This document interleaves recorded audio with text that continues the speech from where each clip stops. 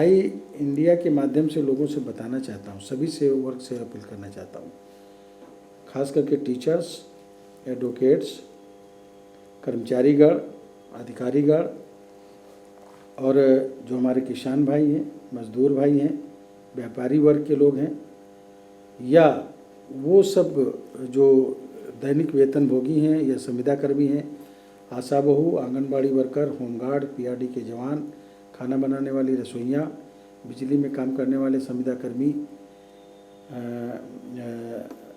और अपने तदर्थ शिक्षक, इसके अलावा जो है शिक्षा मित्र और साथ में हमारे रोजगार सेवक, किसान मित्र, पंचायत मित्र, इन सब लोगों से मैं अपील करना चाहता हूँ कि आप सीधे जनता से जुड़ने का काम किए हो। आपको अगर कोई चीज़ को आपको लगता है कि नहीं नशे से हमारा बच्चा बचे, तो सबसे पहले अपने बच्चे का संकल्प कराओ, अपने बच्चे को संकल्प कराओ। ये नहीं कि वो नशा नहीं लेता हम नहीं कराएंगे, जो नशा नहीं लेता उसी का संकल्प कराना है कि हम अपने जीवन में कभी नशे का सेवन नहीं करेंगे। देश की अब और युवा पीढ़ी नशे की गिरफ्त में ना फंसे, फिर किसी पिता को बेटे की अर्थी में कंधा न देना पड़े, किसी मासूम को पिता की मौत का ज्ञान ही ना हो, कोई भरी जवानी सदवा से विधवा ना बने, किसी माँ की गोद सूनी ना हो। इसको लेकर नशे से अपने 28 वर्षीय बेटे को ना बचा पाने का अफसोस लेकर मोहनलालगंज से भाजपा सांसद कौशल किशोर ने नशा मुक्त समाज की पहल कर नशे का नया कस्टमर ना बनने देने की ठान ली है। इसके लिए वो अभी उत्तर प्रदेश के सभी जिलों में संकल्प पत्र भरवा रहे हैं। क्या है उनका संकल्प? इंडिया के स्टूडियो पहुंचे सांसद कौशल किशोर से editor in chief Pankaj Singh Gaur और एंकर सत्या सिंह ने खास बातचीत कर जाना। नमस्कार, आप देख रहे हैं आई इंडिया और स्टूडियो में मौजूद हैं हमारे साथ मोहनलालगंज से सांसद कौशल किशोर जी। तो सबसे पहले आपका स्वागत। आज हम बात करेंगे नशा मुक्त उन्मूलन को लेकर जो आपने छेड़ा हुआ है, और ये सीतापुर, लखनऊ में इस समय इनकी अपील की जा रही है नशा मुक्त उन्मूलन को लेकर। क्या नशा मुक्त उन्मूलन है, क्यों आखिर इनको ये करना पड़ रहा है? तो हम सबसे पहले आपसे शुरुआत करेंगे। कहते हैं कि नशा जब किसी परिवार में दाखिल होता है तो उस परिवार की पूरी दशा दिशा बदल देता है, और आप तो उसे बहुत ही करीब से उसका अनुभव आपको हो रहा है, चूँकि आपने जवान बेटा नशे में खोया है। क्या आपकी अपील है? देखिए, जब कोई घर में नशा करने लगता है तो घर में अशांति अपने आप शुरू हो जाती है। नशे में बच्चा है या पिता है या भाई है, तो सब लोग डिस्टर्ब होते हैं, क्योंकि नशा करने वाला आदमी खुद ही डिस्टर्ब हो जाता है। और ऐसी स्थिति में वो परिवार आगे उन्नति बहुत मुश्किल हो जाती है कर पाना, और अपने आप को जो है एक सीमित दायरे में बांध लेने का काम करता है। मेरा बेटा भी बड़ी जिम्मेदारी निभाता था, बहुत मिलता था लोगों से, आकाश किशोर व्यवहार कुशल था, मगर दोस्तों के चक्कर में पड़ करके उसने नशा शुरू किया। नशा किसी ने शुरू करवाया, अपने आप कोई नशा नहीं शुरू करता, कोई ना कोई बच्चों को पहली बार ऑफर करता है। तो नई पीढ़ी के लोग जो नशा शुरू करते हैं तो वो शौक में शुरू करते हैं या किसी के ऑफर से शुरू करते हैं, और धीरे धीरे जब उसके आदी बन जाते हैं तो वो नशा उनकी डिमांड हो जाती है, उनकी शारीरिक डिमांड हो जाती है। नशे की भूख अलग से लगने लगती है भोजन के अलावा। फिर ऐसे में वो नशा नहीं मिलता है। नशा तो तब मिलेगा जब पैसा होगा। अगर बच्चा कुछ कमाता नहीं है तो वो लड़का चोरी करेगा, पढ़ता है तो फीस नहीं जमा करेगा, घर में ज्वेलरी चुराएगा, जेवर चुराएगा, बेचेगा, दोस्तों से चोरी करेगा, या फिर वो नशा पाने के लिए लोग यूज करते हैं और उससे अपराध कराना शुरू कर देते हैं, या नशा बेचने वाले लोग ऐसे लड़कों को मुफ्त में नशा देने के लिए नए कस्टमर बनवाना शुरू कर देते हैं। तो इस तरीके से जो नशे का एक बड़े पैमाने पे व्यापार करने वाले लोग, नई पीढ़ी को पूरी तरीके से बर्बाद कर रहे हैं। और ये इसको केवल हम अपने उसकी साजिश नहीं मानेंगे, बल्कि एक इंटरनेशनल साजिश है हिंदुस्तान के लोगों को, नई पीढ़ी के लोगों को, उनकी प्रतिभा को ख़त्म करने के लिए नशे में डुबो देना। तो वो परिवार पूरी तरह बर्बाद होते हैं। आंकड़ों के अनुसार अगर देखें तो 2.5 से 3 लाख लोग प्रत्येक साल नशे की वजह से मर रहे हैं, कैंसर से अलग मर रहे हैं। कई प्रकार के नशे हैं। जब उस नशे के आदी पर बन जाते हैं तो लोग दवाएं खाने लगते हैं, खांसी की दवा पीने लगते हैं, कोरेक्स लेने लगते हैं, यहाँ तक इंजेक्शन लगवाने लगते हैं, और यहाँ तक कि ग्रीस और आयोडेक्स ब्रेड में खाने लगते हैं। वो अपनी उनकी बॉडी की डिमांड जो है वो बन जाती है नशा, कुछ ना कुछ लेना। आखिर ये शुरू ही क्यों होता है? तो जो शुरू करते हैं बच्चे, हमको उनको रोक देना है, क्योंकि उनके अंदर डर है। आखिर बच्चा जहर क्यों नहीं खाता? इसलिए नहीं खाता क्योंकि उसको मालूम है कि जहर खाएंगे तो मर जाएंगे। नशे के लिए विज्ञापन तो आता है लिख करके कि नशा जहर से भी ज़्यादा खतरनाक विष है। रियल में खतरनाक विष है, क्योंकि जहर खाने वाला व्यक्ति तो 24 से 48 घंटे में मर जाएगा। नशा शरीर के अंगों को धीरे धीरे करके बेकार करता है। लीवर खराब करेगा, आंत खराब करेगा, किडनी खराब करेगा, गॉल ब्लैडर खराब करेगा। मीठा जहर है। और जब वो अंग धीरे धीरे बेकार हो जाएंगे तो वो व्यक्ति तड़पने लगता है, तरसने लगता है, उठकर चलने में परेशान होता है। और तब उसकी तो शारीरिक तरीके से बेकार होता है, और नशा करने वाले लोगों का अपमान समाज में भी होता है, उनको कोई अच्छी नज़र से नहीं देखता। तो दोनों तरफ से नुकसान होता है, और कम उम्र में ही नशा करने वाले लोग ख़त्म हो जाते हैं। नशा करने वाले लोगों की ज़्यादा उम्र नहीं होती। तो इसलिए नशा उस पूरे परिवार को बर्बाद करता है। जैसे कि मेरा बेटा ख़त्म हुआ तो उसका 2 साल का बच्चा है, उसकी पत्नी है 25 साल की। मान लिया कि हम लोग नहीं होते, माँ बाप नहीं होते, तो वो बच्चा तो अनाथ हो गया था। उसकी पत्नी को कहीं काम ढूंढना पड़ता अपने बच्चे को पालने के लिए। ऐसे लाखों परिवार हैं, करोड़ों परिवार हैं जो उनके साथ ये घटनाएं हो रही हैं। मेरे पास तमाम लोगों के फ़ोन आए, फेसबुक पे लिखा लोगों ने कि आपका 28 साल का बच्चा मरा, मेरा 29 साल का बच्चा मर गया, मेरा 19 साल का 20 साल का बच्चा मर गया, मेरा पति जो है 5 बच्चों को छोड़कर चला गया, मर गया, 3 बच्चों को छोड़कर मेरा पति नशे में मर गया। कोई 35 साल का लड़का जो है, स्मार्ट लड़का, नशे की वजह से ख़त्म हो रहा है। तो ये जो नशा है, वो नशा एक तरीके से देखा जाए तो सामाजिक अपमान भी करता है और लोगों की जान भी लेता है। इसलिए रियल में जहर से भी ज़्यादा खतरनाक है ये, और इसको आर्थिक नुकसान भी बहुत करता है, सामाजिक नुकसान करता है और शारीरिक नुकसान करता है। तो हमको नशे से नई पीढ़ी के लोगों को निश्चित तरीके से बचाना चाहिए। बर्बाद होने से देश को बचाना है। देश अगर उन्नति के रास्ते पर नहीं जा रहा है बहुत सा, तभी जाएगा जब परिवार सुदृढ़ होंगे, आर्थिक रूप से, शैक्षिक रूप से, सामाजिक रूप से। तो ये पतन करता है उसका, इसलिए हमको बचना चाहिए नशे से। जी बिल्कुल। जैसा कि आपने बताया कि आपके बेटे की मौत नशे की वजह से हुई थी, तो मैं आपसे ये जानना चाहूँगी कि क्या उम्र रही होगी जब आपके बेटे ने नशा करना शुरू किया? ये बात तो हम लोग जान ही नहीं पाए कि किस उम्र में उसने नशा करना शुरू किया।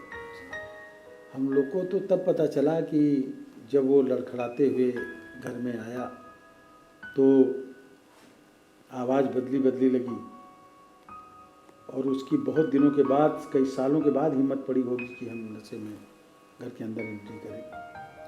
तो जब मुझे पता चला तो मुझको लग रहा कि उसकी उम्र रही होगी 25 साल के आसपास। जी। तो हमने उसका इलाज भी कराया, लेकिन वो इलाज से ठीक तो हुआ, लेकिन जो लोग पीछे लगे थे, देरी हो गई इलाज कराने में, जरूर कहीं न कहीं देरी हो गई इलाज कराने में। देरी नहीं हुई इलाज कराने में, मैंने उसे एडमिट कराया, वो पूरी तरह ठीक हुआ। मगर डॉक्टर ने मना किया था कि नशा दोबारा नहीं लेना है। हम कोरोना पॉजिटिव हो गए तो जो लोग उसको पिलाते थे वो फिर से पिला दिए। उसी पीरियड में वो जो है उसको खून की उल्टी होने लगी, और लीवर डैमेज हो गया, जिसकी वजह से डेथ हो गई। तो ये जो बेटे को खोने के बाद आपने नशा उन्मूलन जो छेड़ा है, इसका स्वरूप क्या है, अगर स्वरूप की बात करें? हमारा ये नशा मुक्त समाज आंदोलन है। हम नशा मुक्त समाज बनाना चाहते हैं कि लोग नशा ना करें। तो उसमें हमारे पास हमने देखा कि सरकार एक तरफ आबकारी विभाग में नशे के ठेके उठाती है और वही विभाग से जो है मद्य निषेध भी चलाती है। हर नशे की चीज़ पे लिखा रहता है कि हेल्थ के लिए नुकसानदायक, फिर भी लोग नशा करते हैं। इसका दूसरा मतलब ये है कि जब अगर आप देखें टीवी पे कलाकार फिल्मों में शराब या सिगरेट पीते हैं तो लिख के आता है, अब लिख करके आने लगा, लेकिन उसका कोई असर है क्या? कोई असर नहीं है। क्योंकि इसका कोई असर इसलिए नहीं है कि जो पीने वाला व्यक्ति है या नशा करने वाला व्यक्ति है उस पर इसका कोई असर नहीं पड़ता, बल्कि अगर हीरो हीरोइन उसको पी रहे हैं या बड़े लोग उसको नशा ले रहे हैं तो बच्चों को लगता है कि हमें भी ले लेना चाहिए। तो हमारी समझ में ये बात आती है और ये सही भी है कि जो नशा करते हैं उनका नशा छुड़ाना एक मुश्किल काम है जब तक वो खुद छोड़ना नहीं चाहेंगे। नशा तब छूट सकता है जब वो व्यक्ति खुद अपनी इच्छा जाहिर करे कि अब मुझे नशे नहीं करना है, उसके लिए दवा करेगा और खाएगा तो उसको वो फ़ायदा करेगी। और अगर आप ज़बरदस्ती छुड़ाना चाहते हैं तो वो आपके सामने कुछ दिन नहीं करेगा, मौका पाएगा कर लेगा, जैसे मेरे बेटे ने किया। हम कहना चाहते हैं कि हम नशे की तरफ नई पीढ़ी को नहीं जाने देना चाहते। कोई बच्चा शराब की बोतल, स्मैक की पुड़िया और सिगरेट की डिब्बी लेके पैदा नहीं होता। उन नशे की तरफ जाता क्यों है? कोई ना कोई ऑफर करता है। जो जिन बच्चों को नशा करने के लिए ऑफर करता है वो उन बच्चों का या समाज का सबसे बड़ा दुश्मन है।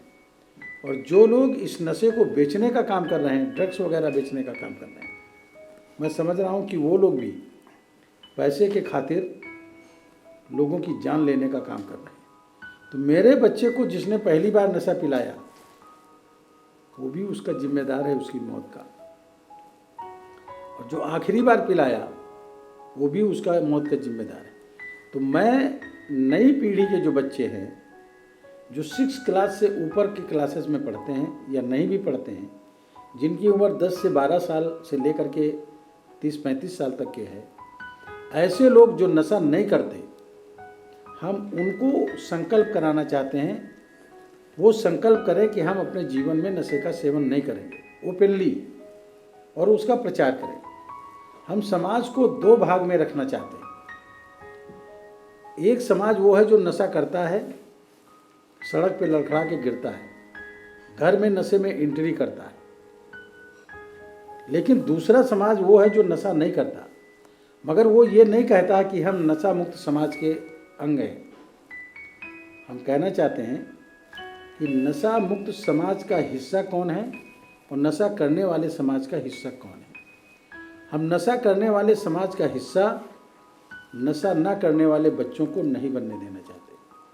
इसलिए नई पीढ़ी के बच्चों को हम नशा मुक्त समाज का हिस्सा बनाए रखना चाहते हैं, इसलिए उनका संकल्प कराते हैं कि अपने जीवन में नशा बिल्कुल ना करें। बिल्कुल। मैं आपसे ये जानना चाहूँगी कि ये जो आपका अभियान चल रहा है नशा उन्मूलन, तो इस अभियान के दौरान आपकी किसी न किसी ऐसे परिवार से भेंट होती होगी जिनके परिवार में कोई ना कोई ऐसा व्यक्ति है जो नशा करता है।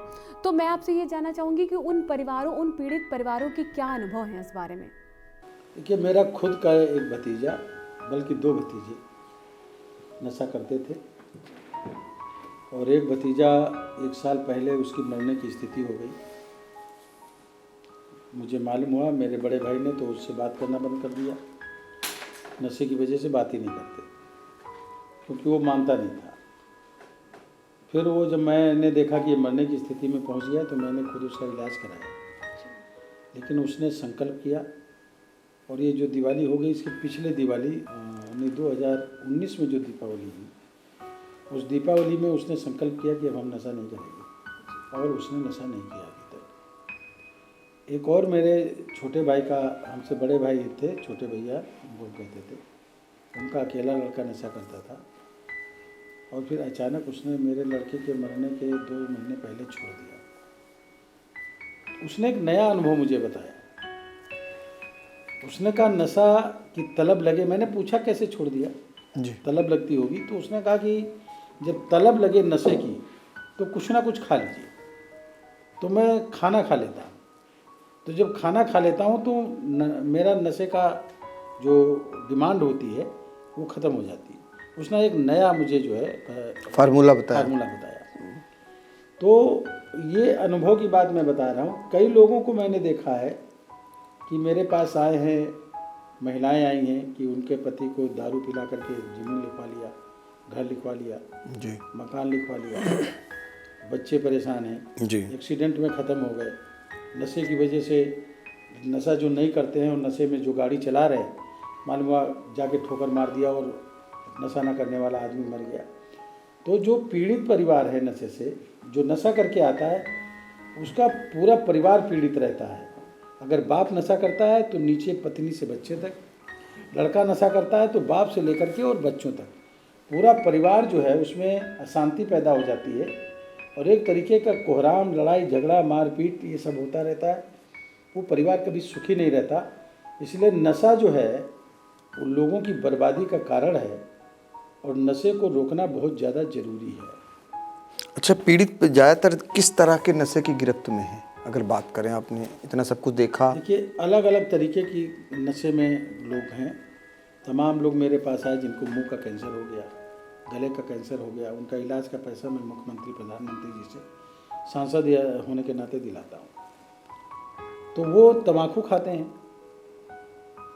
पिटनी तम्बाकू खाते हैं या मसाला खाते हैं, ऐसे लोग, तो वो उनको एक नशा इस तरीके का है। कुछ लोगों को बीड़ी और सिगरेट का नशा है, जिनके टीबी होती, लंग्स वगैरह ख़राब होते हैं, बेकार होते हैं, उनको भी प्रॉब्लम होती है और बीड़ी नहीं या धुएं वाला नशा नहीं करते हैं तो उनको डाइजेशन में प्रॉब्लम होती है, पाचन क्रिया उनकी बेकार होती है। एक ये नशा है। दूसरा शराब का नशा है। कंपटीशन लोगों में चलता है कि आपने शराब कौन कौन सी पी, तो कोई अपनी गिनती गिनाता है इसी तरीके की हमने शराब पी ली, जब वो सब इकट्ठे होते हैं जी। या उसमें कोई ऐसा कहता है कि मैं किसी भी प्रकार का कोई नशा मुझसे नहीं बचा। तो शराब का नशा अलग है, तम्बाकू का नशा अलग है, बीड़ी सिगरेट भी तम्बाकू में ही आती है, उसका नशा उसी के साथ में है। सबके दुष्परिणाम भी अलग अलग अलग परिणाम है। और जो स्मैक वगैरह लेते हैं या जो पदार्थों का नशा लेते हैं तो वो तो उनके साइड इफ़ेक्ट बहुत हैं। स्मैक लेता है या ब्राउन शुगर लेता है या गांजा पीता है, उनके शरीर में दम नहीं रहती। वो जब नहीं मिलता है तो वो हाथ पैर उनके कांपने लगते हैं और फिर वो कुछ भी करने के लिए तैयार होते हैं। हालांकि यहाँ तक कि अपने चीरा मार लेते हैं, खून बहाने लगते हैं। उनको नशा चाहिए ही चाहिए। तो उनको शरीर की डिमांड वो जो अपना बना लिए हैं, ये कई प्रकार के नशे हैं। तो इसीलिए मैंने जो है, कुछ लोगों ने मुझसे कहते हैं कि शराब की दुकानें बंद करा दीजिए, सरकार है आपकी। मैं कहता हूँ कि शराब की दुकानें बंद कर देने से सरकारी शराब की दुकानें बंद होंगी, कस्टमर नहीं बंद होंगे। जब तक शराब पीने वाले लोग शराब पीना नहीं छोड़ेंगे या नशा करना नहीं छोड़ेंगे, तब तक किसी को दुकान बंद कराने से कोई फ़ायदा होने वाला नहीं। लोग अपने घर में बनाने लगेंगे। तो पहली बात तो ये कि हमको नशा मुक्त समाज बनाना है, तो नंबर 1 नए कस्टमर नहीं बनने देना। नए कस्टमर जब रुक जाएंगे तो कस्टमरों की संख्या घट जाएगी और जब कस्टमरों की संख्या घट जाएगी तो दुकानें धीरे धीरे अपने आप कम होती चली जाएंगी और अंततः बंद हो जाएगी। और सरकार को मजबूर होकर के फिर वो जब बंद करेगी तो लोगों की नशे की डिमांड नहीं रहेगी और प्राइवेट तरीके से जो लोग चोरी छुपे शराब बनाते हैं वो लोग भी बनाना बंद कर देंगे, क्योंकि उनके पास कस्टमर नहीं जाएगा।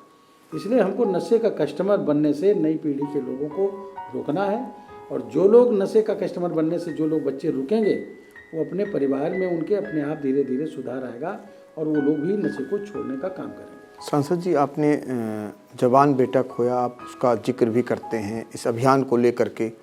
आप उनके पोते का भी जिक्र करते हैं। जब आप पोते को देखते होंगे तो निश्चित तौर पर बेटे की याद आती होगी, उसका अक्स उसमें दिखाई देता होगा। अब उस पोते को लेकर समाज के भविष्य को लेकर आप चिंतित हैं। तो ऐसे में अब क्या लगता है आपको, आपकी ये मुहिम जो है कि और कोई बेटा इसका शिकार न बने, सफल होगी? निश्चित तरीके से सफल होगी, क्योंकि हमने इसको जो है फुल प्रूफ प्लान किया है। हम रजिस्ट्रेशन कराते हैं 100 रुपये का, और वो जो पैसा जमा करते हैं लोग वो और हर महीने में 1 से 2 लड़के वो जोड़ेंगे। तो हर समय दूने होते हैं। जैसे हमने दिसंबर में कराया 3 दिसंबर को तो 1000 लोगों का, जनवरी में कराया 10 जनवरी को तो 2000 लोग, अब वो एक और जोड़ रहे हैं। तो अभी 14 फरवरी को 4000 लोग संकल्प लेंगे, फिर अगले महीने में 8000 लोग लेंगे, फिर उसमें मार्च में, और फिर अप्रैल में जाकर के 16000 लोग। ऐसे ये दूना होता चला जाएगा। और अभी 2 से 3 महीने 4 महीने के अंदर अंदर उत्तर प्रदेश के 75 जिलों में, हर जिले में हम 1000 की संख्या में लोगों का, हर जिले में 1000 लोग संकल्प लेने का काम करेंगे। इसमें जो रोजगार सेवक हैं वो जुड़ रहे हैं, आशा बहू, आंगनबाड़ी वर्कर, होमगार्ड, पीआरडी के जवान, खाना बनाने वाली रसोइयाँ या टीचर्स, ये जो भी हैं कर्मचारी, सारे लोग जुड़ रहे हैं। क्योंकि नशे से सभी लोग पीड़ित हैं और महिलाएं खास करके अग्रणी भूमिका निभाने का काम कर रही हैं। ये मुहिम हमारी इसलिए सफल होगी क्योंकि लोगों ने से हम इसमें योगदान भी मांगते हैं। तो जो वो योगदान देते हैं उसको उसी में लगाते हैं, उसका हिसाब भी देते हैं।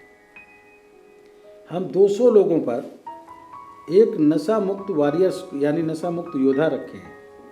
तो जैसे 2000 लोगों को हमने संकल्प करा चुके, तो अब 10 लड़के बैठ करके उनको महीने में 5 बार कॉलिंग करेंगे, मोटिवेट करेंगे। आपको नशा मुक्त का संकल्प लेने का कैसा लगा, अगला लड़का कौन आपने जोड़ा, तो वो मोटिवेट करना और नए लड़के को जोड़ना और उसका मोबाइल नंबर लेना, फिर उससे बात करना। तो इस मुहिम को कंटिन्यू करते ही रहेंगे। एक बार संकल्प कराने का मतलब नहीं एक बार कराया छोड़ दिया, कम से कम 24 बार यानी 2 साल तक हर महीने उसको संकल्प कराना है। और 2 साल में वो हर महीने एक नए लड़के को जोड़ेगा और वो नया लड़का एक नए लड़के को जोड़ेगा। ऐसे में हम हिंदुस्तान की 75% लोगों को हम नशा मुक्त का संकल्प करा देंगे। तो जो लोग बचेंगे वो धीरे धीरे अपने आप कम हो जाएंगे, छोड़ देंगे। और नशा मुक्त भारत बनाने का जो सपना प्रधानमंत्री जी का है, हमारा सपना है नशा मुक्त समाज बनाने का, तो इसको हम प्रैक्टिकल में कर रहे हैं। प्रैक्टिकल में करने के लिए अभी हम गणतंत्र दिवस पर लोगों से अपील करेंगे, कुछ लोग करें चाहे 2 लोग ही करें, लेकिन चाहे 2 लोग ही एक जुलूस निकालें, एक जुलूस निकालें हमारा गणतंत्र नशा मुक्त तंत्र। हम इसको जोर देने का काम करेंगे।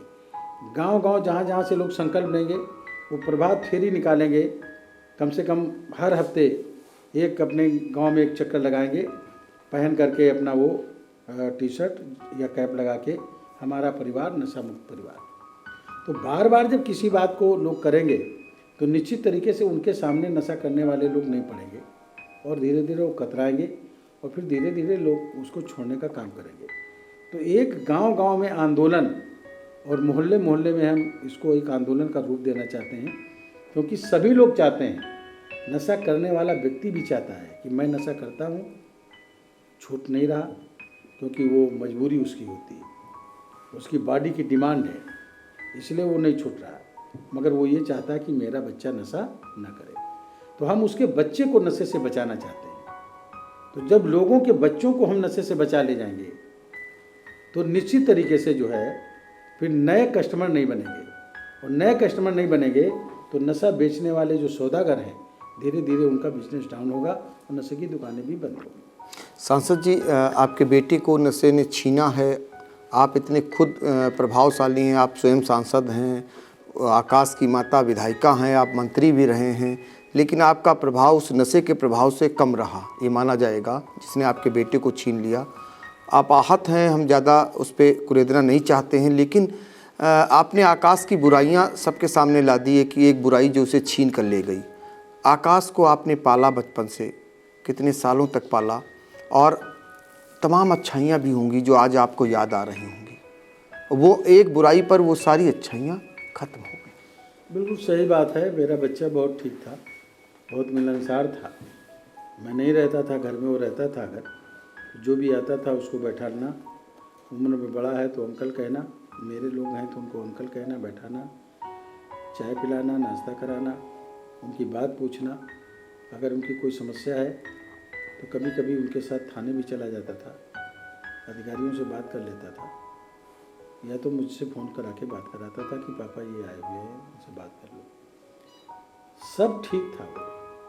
वो एक बुराई जो नशे की थी, उस सब अच्छाइयों पे इसलिए भारी पड़ी क्योंकि उसकी जान नशे ने ले लिया। उसको वो कंट्रोल नहीं कर पाया, उसकी विल पावर बहुत कमज़ोर हो गई थी। हम अच्छी तरीके से उसको समझाते थे कि बेटा जैसे तुम अपने बच्चे को पालते हो, तुमको भी हमने ऐसे ही पाला है। तुमको जो तकलीफ़ हो रही है आज हमसे तुम्हारी तकलीफ़ नहीं देखी जाती। तुम्हारी वजह से हम लोगों को रातों में नींद नहीं आती, मगर हम मजबूर हैं क्योंकि इसको जो बताओ वो हम सारे प्रयास करने के लिए तैयार हैं। लेकिन अपने दिल की ताकत मजबूत करो कि हम नशे का सेवन नहीं करेंगे या हम कभी भी नशे के नज़दीक नहीं जाएंगे। वो कहता था कि नहीं करेंगे और छोड़ता भी था, छोड़ भी देता था। महीनों ने 2-2, 3-3, 4-4, 6-6 महीना उसने नशा नहीं लिया। लेकिन फिर जो नशा उसको जो है, फिर किसी ने उसको प्रोत्साहित करके पिलाने का काम किया। तो जिसने भी पिलाया हमने उसकी जांच भी कर ली। कुछ कह नहीं सकते उसको क्योंकि उसकी जान चली गई मेरे बेटे की। मैं इस बात को इसलिए मैंने सार्वजनिक किया कि मुझसे पहले लोग जान गए होंगे कि सांसद कौशल किशोर का लड़का नशा करता है। मुझे बाद में पता चला। छुपाने से कोई फ़ायदा नहीं था। इसलिए हम डंके की चोट पे इसलिए कहते हैं कि मेरा बेटा नशे की वजह से ख़त्म हुआ, ताकि दूसरे लोगों पर ये प्रभाव पड़े कि जब सांसद और विधायक अपने बेटे को नशे की वजह से उसकी जान नहीं बचा पाए, तो आम आदमी कैसे अपने बेटे की जान बचा पाएगा। इसलिए हमें नशा नहीं करना चाहिए। इसका एक प्रभाव जाए लोगों में, और हम लोगों को बचाना चाहते हैं नशे से, इसलिए हम उसकी असलियत को लोगों के सामने रखें। हमसे माननीय रक्षा मंत्री जी ने कहा, माननीय राजनाथ जी ने, कि कौशल तुमने बड़ा हिम्मत का काम किया कि तुम अपने बेटे की बात कर रहे हो, तुमने ये बात छुपाई नहीं। तो मैंने कहा सर, छुपाने से कोई फ़ायदा नहीं है, और रियल में ये बात को छुपाने से कोई फ़ायदा नहीं है। हमको जनता के बीच में ये बात ले जानी है। हम कहेंगे, निश्चित तरीके से लोगों को बताएंगे कि मैं अपने बेटे को नहीं बचा सका, आप अपने बेटे को बचाओ, क्योंकि सभी सांसद और विधायक नहीं होते, कुछ लोग होते हैं। तो जो लोग भी हैं, जब हम नहीं बचा पाए तो आप नहीं बचा पाओगे, ना इतना इलाज कर पाओगे। अपने परिवार को संभालो, अपने बच्चों को संभालो, आपके बच्चे उन्नति करेंगे, आगे बढ़ेंगे निश्चित तरीके से, अगर नशे से दूर रहेंगे। जी, हम आपसे जानना चाहेंगे कि नशे का बढ़ता असर क्या व्यवस्थागत खामी की तरफ इशारा नहीं करता? नशा जो है जी, वो व्यवस्था से ये जुड़ा हुआ मामला नहीं है, क्योंकि ये सामाजिक व्यवस्था है अपनी। ये नशे का तो फ़ायदा सरकारों ने उठाने का काम किया। जब सरकारें नहीं थी तब भी नशा था। तो नशा तो आदिकाल से चला आ रहा है, तभी इससे लोग कोई संपत्ति अर्जित करने का काम नहीं करते थे। लेकिन सरकारों ने जब बनना शुरू हो गई तो उन्होंने इसको अपना एक लीगल करके दे दिया कि हम इसको ठेका उठाएंगे और उसकी नीलामी होगी। लोगों की आवश्यकता है, इसलिए जो लोगों ने नशा लेना शुरू कर दिया और उसका फ़ायदा सरकार ने उठाया। कोई भी सरकार रही हो, वो उसका फ़ायदा उठाती है।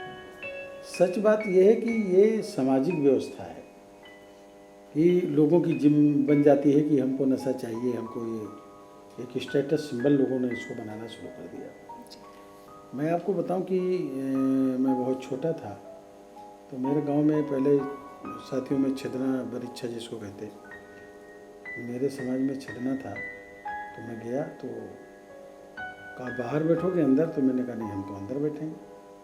छोटा था, मुझे मालूम भी नहीं था। तो जो बाहर बैठे थे उनको आलू और मिठाई, कलहारा हुआ आलू कचालू जिसको कहते हैं, और अंदर जो बैठे उनको कचालू वही आलू और शराब तो मेरे सामने भी ला के रख दिया।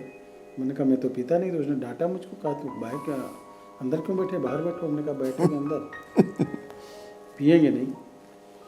तो ये उस समय की कुछ समाज में ज़रूरत है, लोग उसको डिमांड पे रख लिए। कुछ लोग शादी में डिमांड पे रख लेते हैं और उसमें कि नहीं इतनी शराब चाहिए, इतना ये चाहिए, इतना ये चाहिए। तो ये जो है आप शुरू से देख लीजिए, चाहे किसी का काल रहा हो, जिस समय शराब पे कोई टैक्स नहीं था या शराब सरकारी तौर पे उसकी बोली नहीं होती थी, तब भी ये समाज में अवगुण था, विद्यमान था। इसलिए सरकार ने उससे अर्निंग करने का एक साधन अपना ढूंढा। अगर अभी सरकार ये कह दे कि जो बहुत ख़राब नशे हैं, अफीम है, स्मैक है, ब्राउन शुगर है, चरस है, अगर इनके ठेके उठाने लगे, गांजे के ठेके उठाने लगे, तो बड़े पैमाने पे लोग शराब की जगह इसके जो है कस्टमर बन जाएंगे। इसलिए सामाजिक अव्यवस्था है, हमको समाज को ही रोकना पड़ेगा। और समाज के लोगों को हम नशे से अगर रोक लेते हैं तो सरकार की जो व्यवस्था है पैसा अर्निंग करने की, जबकि उससे ज़्यादा पैसा सरकार का ख़त्म हो जाता है।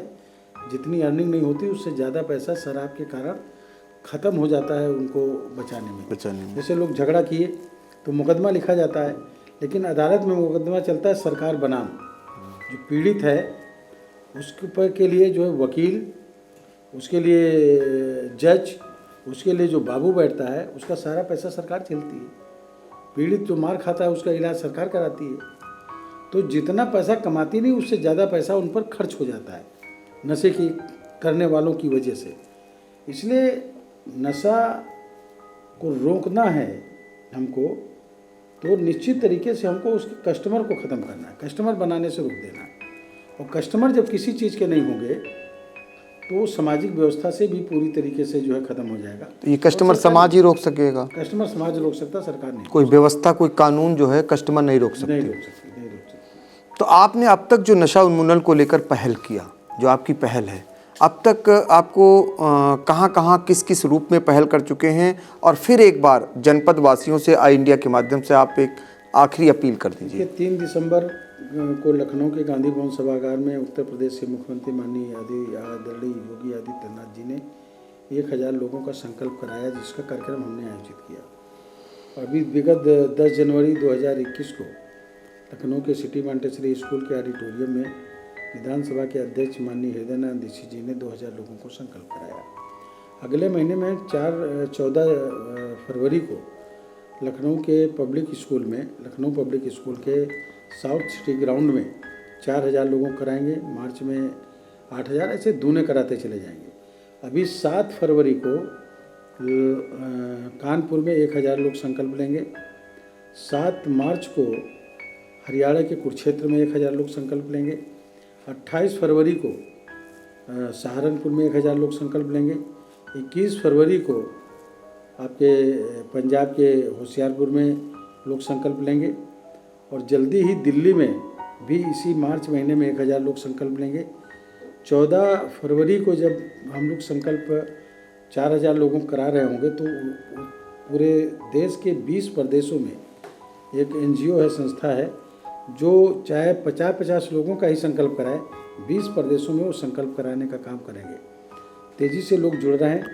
मैं आई इंडिया के माध्यम से लोगों से बताना चाहता हूँ, सभी से वर्ग से अपील करना चाहता हूँ, खास करके टीचर्स, एडवोकेट्स, कर्मचारीगण, अधिकारीगण और जो हमारे किसान भाई हैं, मजदूर भाई हैं, व्यापारी वर्ग के लोग हैं, या वो सब जो दैनिक वेतन भोगी हैं या संविदा कर्मी हैं, आशा बहू, आंगनबाड़ी वर्कर, होमगार्ड, PRD के जवान, खाना बनाने वाली रसोइयाँ, बिजली में काम करने वाले संविदा कर्मी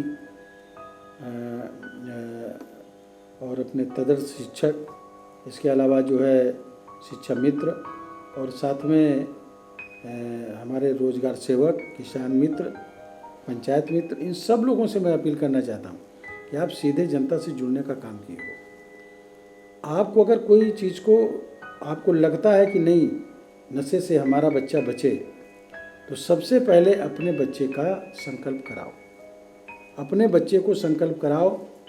ये नहीं कि वो नशा नहीं लेता, हम नहीं कराएंगे। जो नशा नहीं लेता उसी का संकल्प कराना है कि हम अपने जीवन में कभी नशे का सेवन नहीं करेंगे। जब ईमानदार लोग आदमी कहेंगे कि हम ईमानदार हैं, बेईमानी नहीं करेंगे, तो बेईमान आदमी दबता है जी। इसलिए जब लोग कहेंगे कि हम अपने जीवन में नशे का सेवन नहीं करेंगे, तो नशे का सेवन करने वाला व्यक्ति ये नहीं कहेगा कि हम अपने पूरे जीवन नशा का सेवन करेंगे। उसके मुंह से आवाज़ नहीं निकल सकती। इसलिए नशा करने वाले लोगों की आवाज़ को अगर दबाना है और अगर नशे की दुकानों को और नशे के सौदागरों को अगर रोकना है, तो हमको नई पीढ़ी के लोगों को नशे का संकल्प कराना होगा और डंके की चोट पे कहना होगा उन नवयुवकों को, नवयुवतियों को कि हम नशा अपने जीवन में नहीं करेंगे। और जो लोग नहीं कर रहे हैं उन लोगों को कहना होगा कि मेरा बच्चा नशा नहीं करता, हम नशा नहीं करते, हम नशा मुक्त समाज के अंग हैं और हम पूरे हिंदुस्तान को नशा मुक्त समाज बनाना चाहते हैं। ये मेरी अपील है। इसमें सब लोग जुड़िए, मदद करिए, आगे निकल के आइए। अपने बच्चों को बचाने के खातिर सब लोग एकजुट हो। फिर मैं कहता हूँ, हाथ जोड़ के विनती है कि मैं सांसद हूँ, मेरी पत्नी विधायक है, मैं अपने बच्चे को नहीं बचा सकता।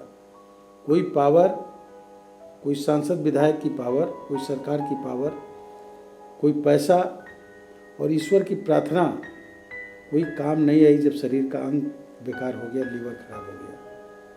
हम नहीं बचा सके, आप कितना बचा सकोगे मैं नहीं जानता, लेकिन आप अपने बच्चे को नशा करने से रोक लीजिए, अपने बच्चों को नशे से बचाइए और नशा मुक्त समाज आंदोलन अभियान कौशल का उससे जुड़िए। हमारा एक वेबसाइट है www.abhiyankaushal.com। फिर से सुन लें, www.abhiyankaushal.com। आप जाएंगे उस पर, तो जो लोगों के पास ये मोबाइल है, टच मोबाइल, आप गूगल पे जाके इसको खोलेंगे तो उस पर मैंने लिखा है बच्चे की तरफ से, मेरे लड़के की तरफ से कि मेरी मृत्यु क्यों। उसको आप पढ़ेंगे तो निश्चित तरीके से आपकी समझ में आएगा कि नशा नहीं करना चाहिए। इसलिए अपने अपने बच्चों को नशे से इसलिए बचाइए कि आपका परिवार सुदृढ़ रहे, परिवार आपका ठीक रहे, घर में अशांति ना पैदा हो, परिवार और बच्चा उन्नति करे। समाज को नशा मुक्त बनाना है और देश को नशा मुक्त बनाना है, ताकि हम दुनिया में फिर से हिंदुस्तान को विश्व गुरु बना सकें और नौजवान पीढ़ी को नशे से बचा सकें। यही मेरी आपसे अपील है। जय हिंद। बहुत बहुत धन्यवाद।